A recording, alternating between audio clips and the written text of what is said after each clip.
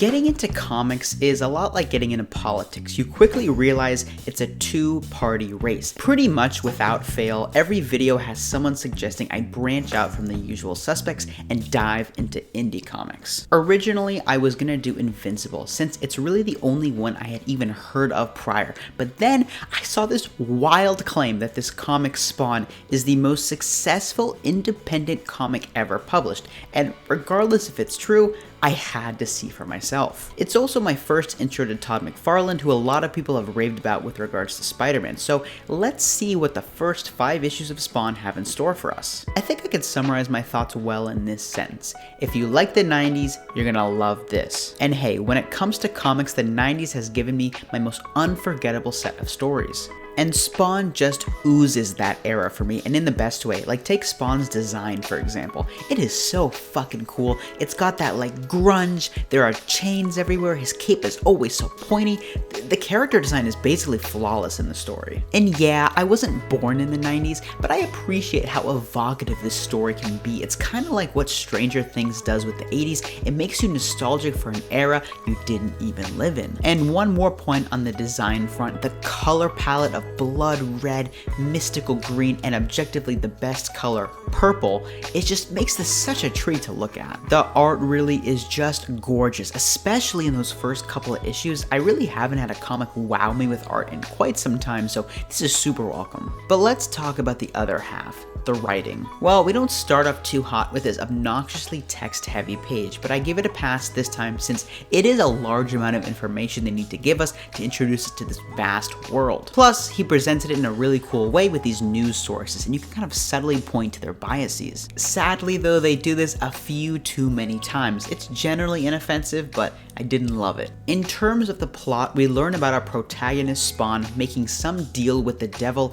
and in a story about a guy who doesn't remember things, it's great for the audience to also try and piece it together. I really don't want to call this, quote, for adults, but this opening narration is so nicely vague. I really haven't thought this deeply about some comic narration since Hulk Gray, maybe? And while I ponder the subtlety, there's just this beautiful panel design to keep me occupied. The panels are put together so purposefully, like it's a great example of using the comic medium to make us feel like we're piecing back the memories just like Spawn. Now, unlike my other videos, I want to try to cover the plot a little bit less, just in case someone hasn't read it before, because there are a lot of twists and turns in this. But come on, man, look at this shit. I gotta put like some Beethoven on in the background. This is beautiful. There's also like a few examples of what I'm gonna call speech bubble design. It's just great stuff, Todd. In Spawn's search for his memories, we learn there's another satanic creature, and rest assured, he looks the part. And there's also this super mysterious timer that shows up pretty often, so I still don't understand this. Again, just great examples of subtlety. And there's also some great bits of humor to give us some reprieve. Like Spawn, when he was a human, was this like black military guy, and he can use his powers after the fact to change back into a human, but he's like this pasty white guy now, and he's like, ah, fuck that, I'd rather be like crazy looking. I won't stay like this. Not white. The story of this video though is inconsistency. Like sometimes the dialogue has this great sense of realism, like this guy absolutely shitting his pants being like, Jesus, Jesus, Jesus, Jesus, Jesus, Jesus. Oh, that was my wife's ex-husband's dogs. Like who the fuck would say that to a complete stranger? And other times, he just kind of gives up and just dumps exposition. McFarlane's literary tool for this is to have Spawn suddenly remember whatever the key plot point is, and I've made it sound worse than it is, but be warned, this does come up a few times. Speaking of literary tools, there's a lot of like biblical references coupled with that weird timer. It's a lot to think about. An early theory I have is Spawn is kind of like a modern retelling of the biblical story of Job. It's just a lot of really interesting things because clearly Todd knows his stuff and he had some kind of vision in mind. I just haven't figured it out yet. The pace in the first 50 pages or so is like Rise of Skywalker levels of speed, but then the last 2 issues completely put the brakes, and one isn't necessarily better than the other, but it's just an unforced error. It really feels like they should have kind of spread around some of the exposition because it is a bit jarring. Like, we'll go from these beautiful retrospective panels leaving us time to think about what we just learned, to narration I would expect to see in my 60s Spider-Man videos. The best example of this is with one of the most interesting characters,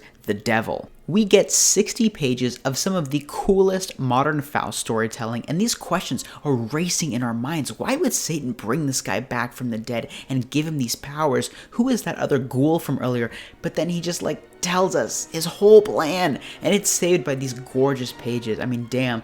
But especially in an ongoing series, I just want a little bit more. Thankfully, the action is really well suited to comics. Since everything is so posed, your brain naturally fills in the gaps to pretty entertaining sequences. And again, I don't want to use the word adult, but this is an R-rated experience. There are some characters in this that are just straight out of hell with their sick nature. But even though it's gory and intense, I love that they still do the old school comic sound effects, so it's not like it's bound to this harsh tone throughout. The vibe I got from these first 5 issues is Todd McFarlane had a bunch of fantastic ideas. Like here, when Spawn's heart gets torn out in a fight, there's this beautiful double meaning with his ex-wife tearing at his heart emotionally, and it's so awesome. But then to connect the two, it's much less coherent. And as we get to the end of the volume, we really start to slow down. We get more and more text and less stuff. And surprisingly little Spawn. I'm waiting to see if they can get me hooked to the side characters, so with the exception of this absolute insane serial killer in the 4th issue, I really was not super invested. But that issue though is really worth reading just because he is so fucking sick, dude. The art and panel design carry it far, but at some point, I need the other parts to pick up the slack. In kind of a first, I really want to read what they do with the plot before discussing it here, since I have so many questions still, and I want to preserve that mystery for me. I did see that the series is 350 issues plus, and even McFarlane's original run is still 125 issues, which is all of the videos I've done for the channel combined, so to be honest, I don't really know what I'll do. It'll probably depend how well this video does, but if you're clamoring for something intense, mysterious, and got that 90s level of edge, I do really think you'll like Spawn.